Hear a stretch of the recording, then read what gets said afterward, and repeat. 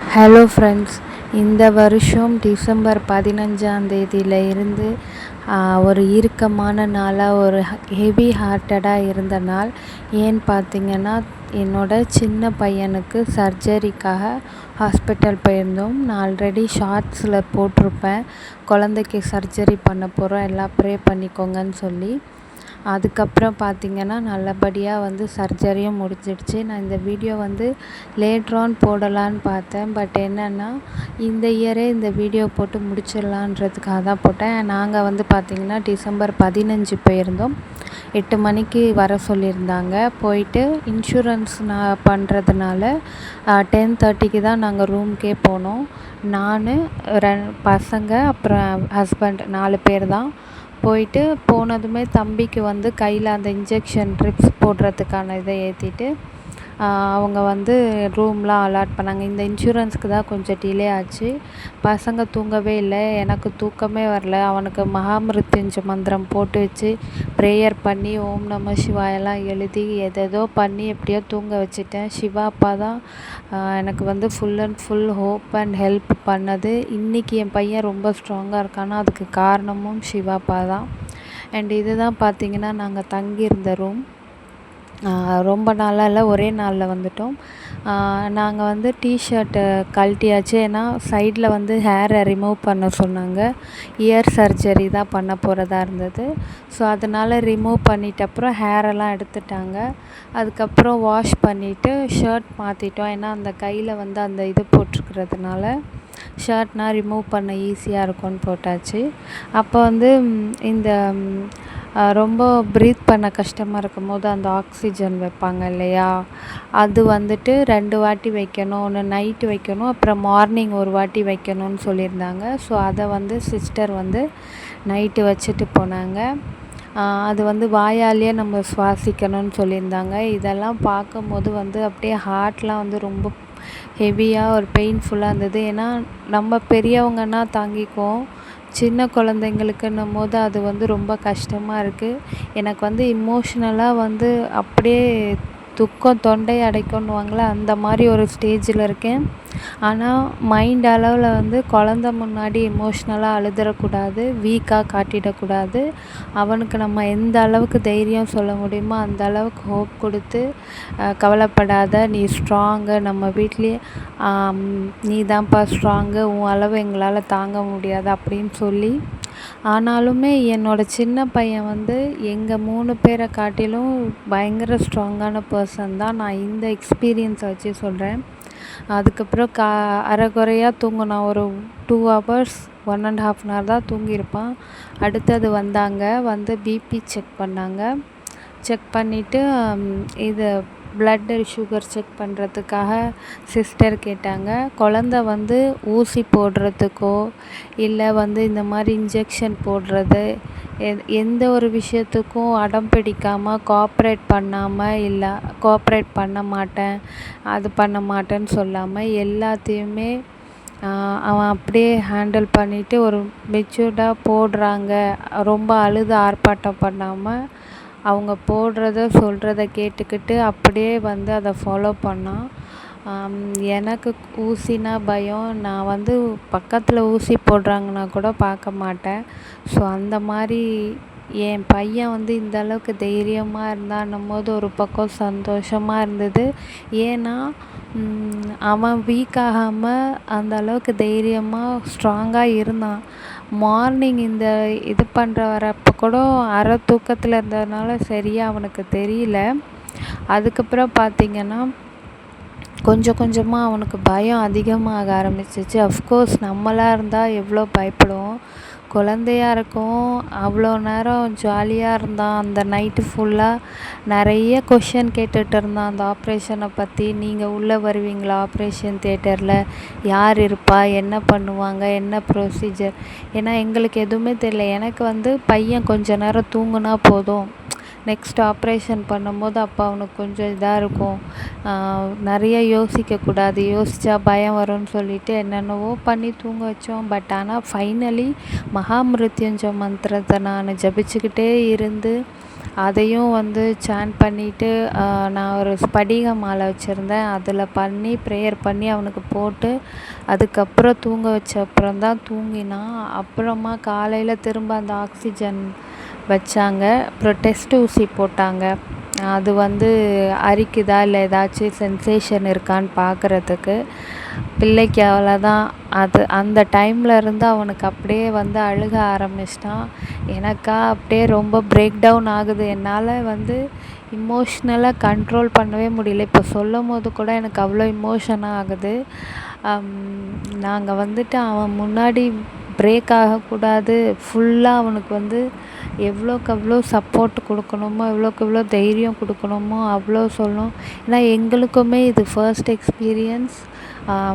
குழந்த எப்படி என்ன பண்ணுவான், உள்ளே கூட்டு போகிறாங்க, ஒரு பிளாங்காக வந்து எதுவுமே இல்லை.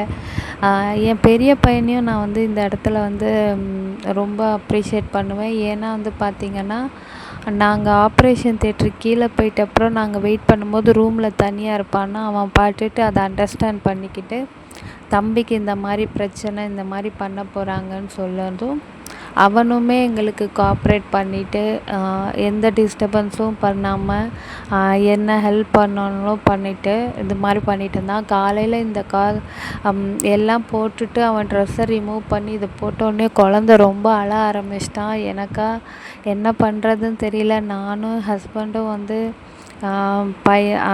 பெரிய பையன் எல்லாம் சேர்ந்து ஒன்றும் ஆகாதுப்பா, ஒன்றும் இல்லை, சின்ன இதில் இந்த ட்ரெஸ் போட்டு விடுறான்னா கூட சொன்னாங்க, குச்சினை யோகா போயிட்டான்னு சொல்லிவிட்டு அவரோட லாங்குவேஜில் பயப்படாத, ஒன்றும் ஆகாது, கடவுள் பார்த்துக்குவார், நீ ஒன்றும் இல்லைன்னு சொல்லி அப்புறம் வந்து சிஸ்டர் பயப்படாதன்னு சொன்னாங்க. அதுக்கப்புறம் நான் ப்ரேயர் பண்ணிவிட்டு தைரியமாக வந்துட்டு எங்களுக்கும் வந்து ஹார்ட் பீட் வந்து பார்த்திங்கன்னா அப்படி நைட்டெல்லாம் எனக்கு தூக்கமும் வரல, உலாத்திக்கிட்டே இருந்தேன். அந்த சர்ஜரி எப்படி பண்ணுவாங்கன்றதை நான் வேறு பார்த்தேன். ஸோ குழந்த எப்படி தாங்குவான், என்ன பண்ணுவாங்க, இவனுக்கு எப்படி அனஸ்டீஷியா கொடுப்பாங்க, என்னென்னவோ மைண்டில் ஓடுது. எனக்கு வந்து இந்த டிசம்பர் 16th டே வந்து என் லைஃப்பில் வந்து நான் டெலிவரிக்கு போனப்போ ஃபர்ஸ்ட் டைம் நான் அதுதான் ஆப்ரேஷன் போகிறது. அப்போ கூட எனக்கு இந்த அளவுக்கு பதட்டமோ பயமோ எதுவும் இல்லை. ஆனால் குழந்தைக்குன்னும் போது எனக்கு அப்படி எனக்குன்னு இல்லை, ஹஸ்பண்டு பையன் எல்லாருக்குமே அப்படி தான் இருந்தது. அதுக்கப்புறம் அவனை கூட்டிகிட்டு ஆப்ரேஷன் தியேட்டருக்குள்ளே போயிட்டாங்க. எங்களோட டாக்டர் கொஞ்ச நேரத்தில் வருவாங்க. நாங்கள் அங்கே உட்காந்துட்டு இருந்தோம். டாக்டரும் அப்புறம் அங்கே இருக்க சிஸ்டர் இன்னொரு டாக்டர் சொன்னாங்க, கவலைப்படாதீங்க, என் பையனுக்கு எப்படி பார்த்துக்கோமோ அந்த மாதிரி பார்த்துக்குவோம், நீங்கள் போங்க. 1 hour சர்ஜரின்னு சொன்னாங்க. எனக்கு டாக்டரும் வந்துட்டு நீ போம்மா, போய் ரூமில் இருந்துட்டு அப்புறம் வாம்மா 1 hour கழித்து, அதுக்கப்புறம் இல்லை 2 hour கழித்து வாங்கன்றாங்க. நான் அதுக்கப்புறம் போயிட்டு திரும்ப ஓம் நம சிவாய தான் எழுதிட்டு இருந்தேன். எனக்கு அழுகையாக வருது, தூங்க கொஞ்ச நேரம்ன்றாங்க, தூக்கம் வர மாட்டேன்து. எப்படா தம்பி வெளியே வருவான், சர்ஜரி முடிச்சுட்டு நல்லபடியாக முடியணுன்ட்டு கடவுள்கிட்ட வேண்டிகிட்டே இருக்கேன். போய் அந்த ஆப்ரேஷன் தியேட்டர்கிட்ட நிற்கிறேன். அங்கே இருக்காங்களா, நிற்காதீங்கன்றாங்க. அதுக்கப்புறம் திரும்ப பார்த்தா ஸ்ட்ரெச்சர் வச்சுருந்தாங்களா, அப்பா முடிஞ்சிடுச்சு போல், தம்பியை வெளியே கூட்டிகிட்டு வர போகிறாங்க அப்படின்றதில் போய் பார்த்தோம். அப்போ பார்த்தாலும் அந்த ஸ்ட்ரெச்சர் மட்டும் வச்சுருந்தாங்க. அதுக்கப்புறம் பார்த்திங்கன்னா ஒரு லேடி வந்தாங்க. இன் பிட்வீன் கேப்பில் மட்டும் டீ ஆச்சு குடிங்கன்னு சொல்லிட்டு சொன்னதுனால போயிட்டு வெளியே ஒரு டீ மட்டும், ஏன்னா எனக்கு நைட்லேருந்து சாப்பிடல, இந்த பயத்துலேயே வந்து சாப்பிடவே தோணலை. டீ மட்டும் போயிட்டு குடிச்சிட்டு வந்தேன். அப்போ இவங்க வந்துட்டு முடிஞ்சிடுச்சும்மா, இதோ இப்போ வெளியே கூட்டிகிட்டு வந்துடுவாங்கன்னு சொன்னதும், அப்பா நல்லபடியாக முடிஞ்சிடுச்சுன்னு ஹஸ்பண்ட் கையை டைட்டாக இறுக்கி பிடிச்சிட்டு எல்லாமே நல்லபடியாக நடந்துடுச்சுன்னு பார்த்தா திரும்ப இந்த அம்மாவை வந்து அனுப்பிட்டாங்க, போயிட்டு அப்புறம் வாங்கன்னு சொல்லிட்டு. என்னடா இது திரும்ப அனுப்பிட்டாங்க, 1 hour சொன்னாங்க, கடைசியில் பார்த்திங்கன்னா 3 hours ஆகிடுச்சு. அதுதான் ரொம்ப பயமாக இருந்தது. அதுக்கப்புறம் ஷிஃப்ட் பண்ணுற அண்ணா வந்தாங்க. அவங்க வந்துட்டு உள்ளே போனதும் இன்னொருத்தவங்க வந்து சிஸ்டர் இருந்தாங்க ரூமில். அந்த சிஸ்டரை வந்து கூட்டிகிட்டு வாங்கன்னு சொல்லிவிட்டு, இவர் மேலே போனால் சிஸ்டர் கீழே இருக்காங்க, சிஸ்டர் கீழே வந்தால் இவர் மேலே போனார்னு மாற்றி அது வேறு டிலே பண்ணிகிட்டு இருந்தாங்க. அதுவே பாதி தான் இருந்தது. அண்ட் அதுக்கப்புறம் வந்து கொஞ்ச நேரம் கழித்து அந்த சர்ஜரி பண்ண இருந்த டாக்டரில் எங்கள் டாக்டர் வந்து சொல்லிட்டாரு, கவலைப்படாதீங்க, எல்லாம் நல்லபடியாக முடிஞ்சிடுச்சு, நிறையா இருந்தது, எல்லாம் எடுத்தாச்சு, பையன் கண்ணு முழிக்கிறதுக்காக தான் கொஞ்ச நேரம் வெயிட் பண்ணோன்னு சொன்னாங்க. அப்புறம் அவர் டாக்டர் வந்து சொன்னப்போ தான் கொஞ்சம் மனசு திருப்தியாக இருந்தது. அதுக்கப்புறம் இவங்க வந்து இந்த அண்ணாங்க வந்து ஸ்ட்ரெச்சரை உள்ளே கூப்பிட்டு போனாங்க. ஏன்னா அங்கேருந்து ரூமுக்கு கொண்டு வரணும் இல்லையா. அப்போது அதுக்கப்புறம் அவங்க போயிட்டு அப்புறம் சர்ஜரி பண்ண இடத்துல இருந்த டாக்டரும் அப்புறம் இன்னொருத்தவங்களும் அங்கே உள்ளேயே இருந்தவங்க 2 பேரும் அடுத்து வர்றதுக்காக போனாங்க. இந்த கேப்பில் வந்து ஹஸ்பண்ட் போயிட்டு பார்க்க போனாங்க. அவன்கிட்ட பேசுகிறாங்க, டாக்டர்ஸ் பேச்சு கொடுக்குறாங்க. ஸோ ஏன்னா அவன் எழுந்திருச்சு திரும்ப ஏதாச்சும் பேசினா தான் அந்த மயக்கம் தெளிஞ்ச அப்புறம் தான் கூட்டிகிட்டு வர்றதுக்காக அவ்வளோ நேரம் வெயிட் பண்ணாங்க. அதுக்கப்புறம் பார்த்திங்கன்னா இவர் போய் பார்த்துட்டு கண்ணை திறந்துருக்குறாம்மா, பேசுகிறான் அப்படின்னோடனே தான் எனக்கு அப்படி கொஞ்சம் அந்த படபடப்பெல்லாம் நின்று ஓரளவுக்கு நல்லபடியாக சர்ஜரி முடிஞ்சு குழந்த வந்துட்டான் அப்படின்றத வந்து அந்த ஃபீல்லேருந்து வெளியே வர முடிஞ்சது. என்னன்னு பார்த்திங்கன்னா நம்ம மட்டும் இருக்கோம், பெரியவங்க யாருமே அப்போதைக்கு ஹாஸ்பிட்டலுக்கு நாங்கள் வந்து இது சடனாக சொன்னதுனால நான் யாருக்கும் இன்ஃபார்ம் பண்ணலை. சர்ஜரி அவன் போகும்போது தான் வந்து நான் வந்து சொல்லவே ஆரம்பித்தேன். சிலருக்கு முடிஞ்சிட்டு அப்புறம் தான் சொன்னேன். அப்புறம் இவர் பார்த்துட்டு தம்பி முழிச்சிருக்காம்மா, நல்லா இருக்கான்னு கொஞ்சம் சொன்ன உடனே அப்புறம் ஹார்ட்டு கொஞ்சம் ஹெவினஸ் கம்மியாச்சு. அப்புறம் வெளியே கூட்டிகிட்டு வர்றதுக்காக நான் நீங்கள் நினைக்கலாம் இந்த டைம் கூட ஏன் எல்லாம் வீடியோ எடுக்கிறேன்ட்டு. இதெல்லாம் வந்து ஒரு ஞாபகம். என்னோடய குழந்த வந்து நாளைக்கு பிரேக் டவுன் ஆனால் கூட எவ்வளோ கஷ்டத்தை அவன் வந்து மீண்டு வந்திருக்கான், இதையே சாதாரணமாக கடந்து வந்துட்டான், அவன் எவ்வளோ ஸ்ட்ராங்குன்னு அவனுக்கு புரிய வைக்கிறதுக்காக, அதை அவனுக்கு சொல்கிறதுக்காக தான் இந்த வீடியோ. இது வந்து சாதாரண விஷயம் கிடையாது. இந்த வயசில் மேபி நிறைய பேர் சொல்லலாம், நிறைய குழந்தைங்க இதை விட நிறையா அண்டர்கோ பண்ணுறாங்க. பட் ஒவ்வொருத்தவங்களுக்கு பர்சனலாக வரும்போது அது தனி இது தான். இப்போ வந்து தம்பியை கூட்டிகிட்டு வந்து லிஃப்ட்டில் ஏற்றிட்டாங்க. நான் லிஃப்ட்டில் அவங்க வரும்போது ஸ்டெப்ஸில் நான் ஏறி போயிட்டு பார்க்கணுன்னு சொல்லிவிட்டு அவங்க லிஃப்ட்டில் வரும்போது நான் ஸ்டெப்ஸில் போனேன். கரெக்டாக அப்புறம் வந்துட்டு அவங்க லிஃப்ட்டை ஓப்பன் ஆகும்போது நான் வந்து ஸ்டெப்ஸ் ஏறி மேலே போயிட்டேன். ஏன்னா மேலே தான் ரூமு, கீழே தான் வந்து ஆப்ரேஷன் தியேட்டர் இருந்தது. அதுக்கப்புறம் வந்து தம்பியை கூட்டிகிட்டு ரூமில் வந்து ஷிஃப்ட் பண்ணாங்க. பண்ணிவிட்டு அதுக்கப்புறம் பார்த்திங்கன்னா ஆக்சிஜன் வச்சுட்டாங்க. குழந்த முகத்தை பார்க்கும்போது வந்து பார்த்திங்கன்னா கண்ணில் தண்ணி முட்டிட்டு வருது. ஆனால் அழுதுறக்கூடாது சங்கீதா, அழுதுறாத அதுதான் மைண்டில் ஓடிக்கிட்டே இருந்தது. ஏன்னா வந்து குழந்தைக்கு அந்த பெயினில் அவன் வந்ததுமே எங்களை பார்த்ததுமே அழுக ஆரம்பிச்சிட்டான். உள்ள ரூமில் அவனை ஷிஃப்ட் பண்ணிட்டப்புறம் நாங்கள் அழாதப்பா, இப்போ தான் ஆப்ரேஷன் பண்ணியிருக்க, அழக்கூடாதுன்னு சொல்லி, அது நம்ம குழந்த அந்த மாதிரி கஷ்டப்படும் போது நமக்கும் கஷ்டமாக இருக்கும். பட் ஆனால் அதை வந்து நம்ம அவன்கிட்ட காட்டாமல் அதை ஓவர் கம் பண்ணோம் இல்லையா. அந்த சிச்சுவேஷன்லாம் வந்து எல்லா தாய்மார்களும் எல்லா பேரண்ட்ஸ் யாராக இருந்தாலுமே தன்னோட குழந்தைகள் இந்த மாதிரி கஷ்டப்படும்போது அந்த இடத்துல அவங்க தான் சோகத்தை மறைச்சி வலியை மறைச்சி குழந்தைங்க கிட்ட மறைச்சி அதை காட்டாமல் அவங்களுக்கு எனர்ஜி கொடுக்குறதுக்குலாம் ஒரு தனி பவர் வேணும். அந்த பவர் வந்து சிவப்பா தான் கொடுத்தாரு. 100% லார்ட் சிவா இல்லைன்னா நான் அந்த பிளேஸில் அவ்வளோ ஸ்ட்ராங்காக குழந்தைக்கும் சப்போர்ட்டிவாக இருந்திருக்க முடியாது, என்னாலையும் வந்து ஸ்ட்ராங்காக இருந்திருக்க முடியாது.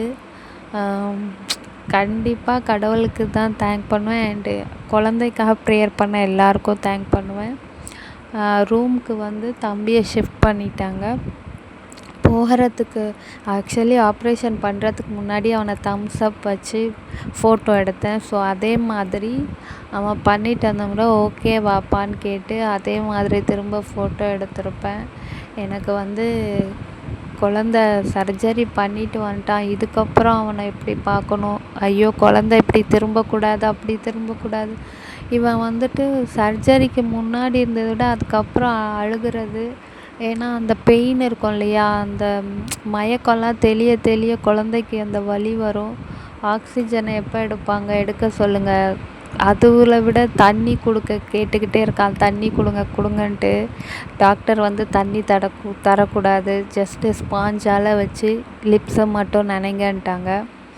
குழந்த தண்ணி வேணும் தண்ணி வேணும்னு கேட்குறான். ஏன்னா லாஸ்ட் நைட்லேருந்து ஒன்றுமே சாப்பிடல. 9:30க்கெல்லாம் அவன் சாப்பிட்டு முடிச்சிட்டான். அதுக்கப்புறம் எதுவுமே சாப்பிட கொடுக்கல. தண்ணி கேட்குறான், கொடுக்க முடியல. கொடுக்கலன்னா அழுகிறான். அவனை கன்சோல் பண்ணணும். அப்புறம் ஏதேதோ பண்ணி அப்புறம் வந்து குழந்த வந்து தண்ணி கொஞ்ச நேரம் கழித்து கொடுக்க சொன்னாங்க. அப்புறம் மயக்கம் வருதா, வாமிட் வருதா, இதெல்லாம் செக் பண்ணிவிட்டு அது இல்லைன்னா அன்றைக்கி நைட்டே வந்து டிஸ்சார்ஜ் பண்ணிட்டாங்க. வீட்டுக்கு வந்துட்டு அவனை திரும்ப பாதுகாப்பாக பார்த்துக்கிட்டு அப்புறம் கட்டு பிரிச்சுட்டு இப்போ வந்து தையல் இருக்குது. ஓரளவு இப்போ குழந்த நல்லா ஆரோக்கியமாக இருக்கான். காட் கிரேஸ் எல்லாமே இன்ன வரைக்கும் நல்லபடியாக போகுது. அண்ட் இதுக்கு வந்து எல்லாரோடைய ப்ரேயர்ஸும் காரணம். கடவுள் சிவாப்பா, ரொம்ப ரொம்ப ரொம்ப சிவாப்பாவுக்கு நன்றி. அண்ட் இந்த வீடியோ வந்து பார்க்குற எல்லாருக்கும் உங்கள் குழந்தைங்களுக்கு ஏதாச்சும் சின்னதாக ஒரு ப்ராப்ளம் இருந்துச்சு, ஏதோ கோல்டு அந்த மாதிரினா கூட உடனே கூட்டிகிட்டு போயிட்டு டாக்டர்கிட்ட காட்டுங்க. சின்ன காய்ச்சல் தானே இது தானேன்ட்டு ஏதோ ஒரு மருந்து கொடுத்துட்டு நீங்கள் வந்து அசால்ட்டாக இருந்துடாதீங்க. என்னோட லிட்டில் சாம்ப் வந்து இவ்வளோ பெரிய கஷ்டத்தை ஓவர் கம் பண்ணி வந்துட்டு இப்போ வந்து ஸ்ட்ராங்காக இருக்கான். இவன் தான் எங்கள் ஃபேமிலிக்கு ஒரு ஸ்ட்ராங் பில்லர். எவ்வளோ கஷ்டத்தையும் தாங்கி நின்று ஸ்ட்ராங்காக நிற்கிறான். ஸோ சர்ஜரி முடிஞ்சு தையெல்லாம் பிரித்து இப்போ காது இப்படி இருக்குது. ஓகே ஃப்ரெண்ட்ஸ், இந்த வீடியோ இதோட முடிச்சுக்கிறேன். பாய்.